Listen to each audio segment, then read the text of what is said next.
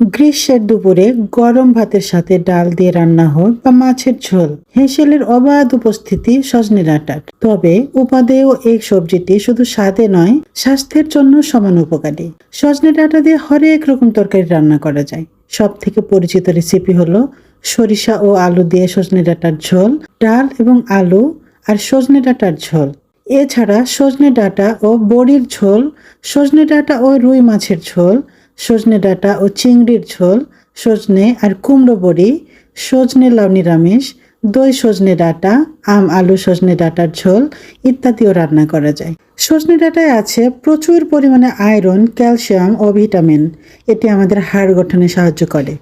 এছাড়া শরীরের রক্ত বিশুদ্ধ করতেও সজনে ডাঁটার কোনো জুড়ি নেই। বসন্ত প্রতিরোধে সজনে ডাঁটা তরকারি বা ডাল রান্না করে খেলে জল বসন্ত ও গুটি বসন্তে আক্রান্ত হওয়ার আশঙ্কা অনেকাংশে কমে যায়।